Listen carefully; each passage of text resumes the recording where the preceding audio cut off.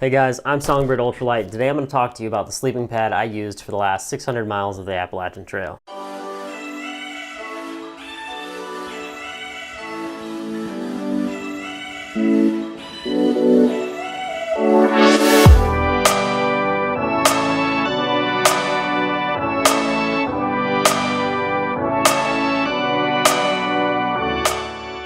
So awesome. I started the AT with one of those $40 Therm X-lite soles. They're accordion style, they fold up like my sit pad does. Folded up, they're about this thick and they're almost the same dimensions width and lengthwise as this pad is. I used a close cell foam pad for a long time, but I realized that after a few months my shoulders were starting to feel kind of numb in the mornings and really waking up feeling comfortable. I was kind of feeling a little stiff.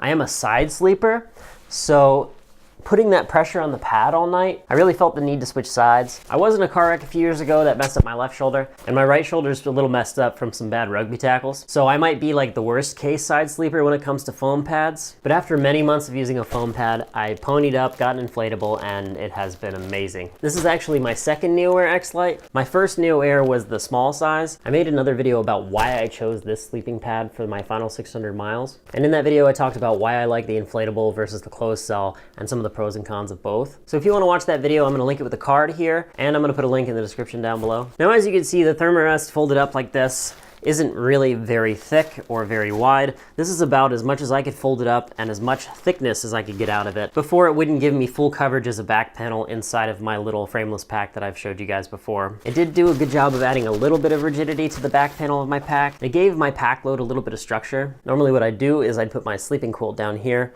I'd put my food bag here with any of the pokier food items on this side, and then I'd have the tortillas and the tuna packets against this in my food bag so that I was getting more cushion. And then on top of that would be the remainder of my gear. This did a good job with my kit, and it protected me from getting uncomfortable from stuff poking me in the back. But it's important to know that you're not getting a heck of a lot of thickness and padding out of this. I'd say it's significant, but it's not substantial.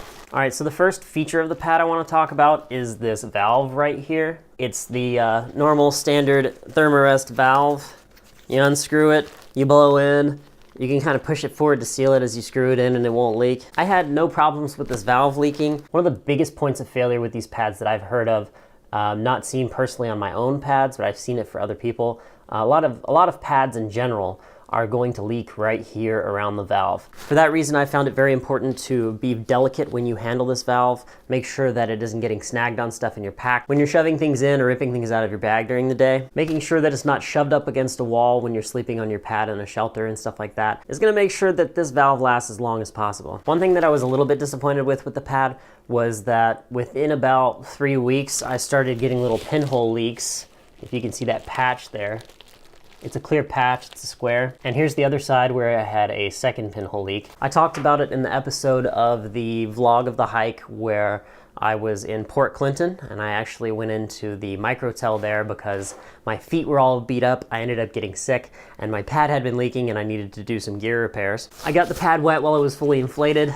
I rubbed some soap around on it and I found 2 very small holes. Another hiker helped me out. We marked the holes with a pen from the hotel room. We let it all dry off and we threw the patches on there and it worked just fine. So for the remainder of the 2.5 months that I was out there, those patches held up just fine and I had no more problems with the pad leaking on me. The important thing to note about those pinhole leaks is that I didn't wake up on the ground. After about 5-6 hours, I would wake up and my butt would kind of gently be touching the cold ground through the pad where it had deflated. And what I just did was I got out, blew it up a little bit more, and then just went back to sleep until I had to get up, and that would last me the rest of the night. Obviously, a good night's sleep is super important, especially when you're hiking every single day. All right, now, so as far as blowing this sucker up, it is pretty bad. And as I demonstrated by blowing all of my pads up on camera, it really stinks when you're tired at the end of the day to have to blow these up. But I will say, as you saw in that video, the small Therm pad inflated a lot faster. So if you can get by with the small because you have that gear to go under your legs, you might want to go with it. Now, I wouldn't say that it took me longer to inflate my pad than it took anyone else to inflate theirs. A lot of people have inflatable sleeping pads. A lot of people use different brands of inflatable sleeping pads. And I'd say that I probably inflated my pad faster than most people did. Everyone loves to grumble about inflating these things, but once you're on them and you're passed out, it's absolutely worth it. Before we talk about anything else, I want to show you this valve again and say that letting air out of the pad in the morning is kind of loud. I don't like to do it around people who are sleeping. I'll carry the pad out of the shelter and shh, that's about how loud it is. And I'll let the air out away from camp so that people don't get woken up by it. It's not a whistle, but it's a pretty loud shh. I'll also note that it takes a long time to squeeze all the air out of the pad. What I end up doing is laying on the pad while I inflate it like everybody does to help me get out of bed. And then once the pad's relatively flat, I'll pick it up by the foot end and I'll start rolling. As I roll down, I'm pressing all the air that's still in the pad out of the pad. And I roll all the way down until I forced all the air out of the pad. And then with the valve still open, I'll kind of bend the pad around my body and seal it off. And then I know that there's not really a lot of extra air in there for me to deal with. Now, bare bones, at 12 ounces, is the Nearwear Thermarest worth carrying on a long hike or on an overnighter? On a long hike where you're trying to keep your base weight down below 10 pounds, or even harder if you're trying to keep your base weight below 5 pounds, this is absolutely worth the wait. Like I said with the video, if you go with a torso length pad that's this thick, you're gonna have problems with leg hang off, you're gonna have problems with your sleep system not being as warm as it could be for the weight, especially with loads under 6 pounds trending towards super ultralight. I do think that the few extra ounces for the full length inflatable are absolutely worth it. You're going to increase the rating of your sleep system by having more insulation underneath your legs. You're gonna increase your energy levels and your stamina, your overall feeling of well-being by getting better sleep on a full-length pad. At 4 more ounces than a short, you're getting a heck of a lot more comfort with a regular. Now, one thing about the Thermarest that I don't like is that it's kind of a loud pad.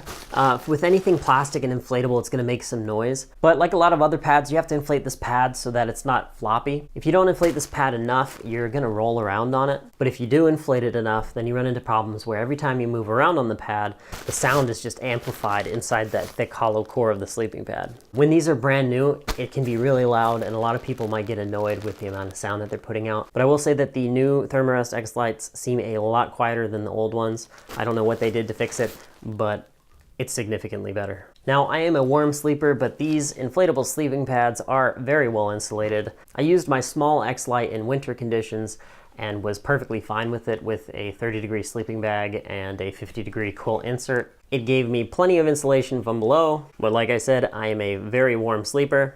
But some of my friends have said that they get a little chilly when they sleep on this pad. I'd say that I've been comfortable down into the 20s on the X-lite. That said, I do have a much more insulated x-therm sleeping pad, and I do notice that the Thermarest x-therm is a lot more cozy. If you're a cold sleeper, the x-therm version of this inflatable sleeping pad is probably going to be a really good idea for you. Now, folded up here, you should be able to see the maximum width of the pad. You can see that it's just about even with my shoulders. I do have pretty broad shoulders for being 5'10", I feel, and you would think that that would mean that this pad was wide enough, but really this seemingly wide width is still a trade-off. Now, that seems ideal, like there isn't going to be any wasted space, but when I lay down on my regular Thermarest, my arms want to hang off the pad. My shoulders end here, but my arms relax over here naturally, and I can't really sleep with my arms to my sides like I'm standing at attention or something. So what I end up doing is crossing my arms over my chest and interlocking my fingers until I can fall asleep so that my arms aren't just hanging off the pad and on the ground. And a lot of times this isn't really comfortable. Ultimately, I usually end up falling asleep on my left side with my arms interlocked like this so they can't go anywhere. And I kind of lock everything in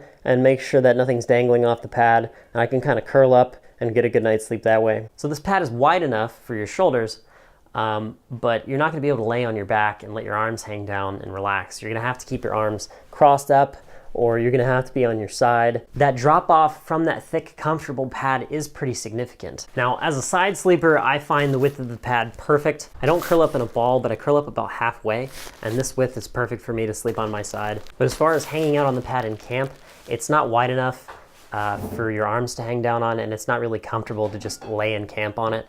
If you're gonna sleep, it's fine.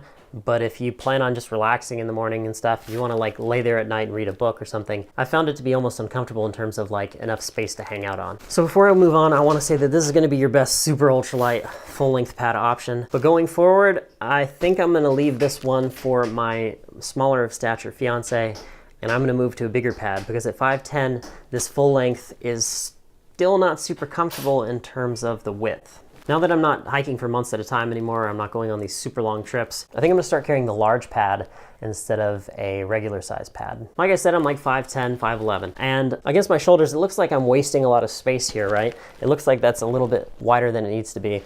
It looks like the regular size pad is that shoulder width, you're not wasting any space. But again, when your arms hang down, you want them to be supported, or it's not going to be comfortable at all hanging out on the pad. You can fall asleep.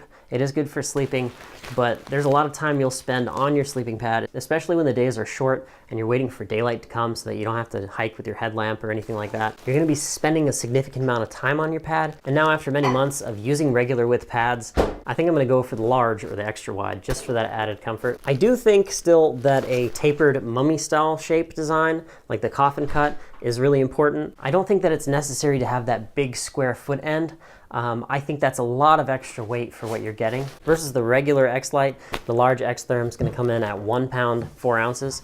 That's a significant weight increase. I don't have, and I'm not gonna buy a large X-lite. I'm just gonna stick with my large X-therm. This is my go-to travel sleeping pad for like being in cities and stuff, and it's absolutely awesome. So guys, that's pretty much all I wanna talk about with these pads. Just as a quick recap, it can be a little loud. The valve can be loud when you let the air out in the morning, but it's comfortable. It's perfect for sleeping. If you're gonna be hanging out on your pad a little bit when the days are shorter, maybe you're on overnights when it's getting out of the main hiking season, you're gonna have a lot of warmth from the X-lite and it's good for the weight, but you're gonna get a lot more comfort out of the X-therm. And the most comfort you're gonna get on these inflatable sleeping pads is by going for that little bit wider pad where your arms are fully supported when you're sleeping on your back. Sleeping on your side, it's fine, but you really wanna have a place where you can hang out and be comfortable and read a book or something, and you don't have to hold your arms up the whole time that you're on your back. As a last note, guys, if you're trying to keep your weight down, make sure you pair your inflatable sleeping pad with an inflatable pillow. These things weigh 2 ounces or less, and they're super worth it.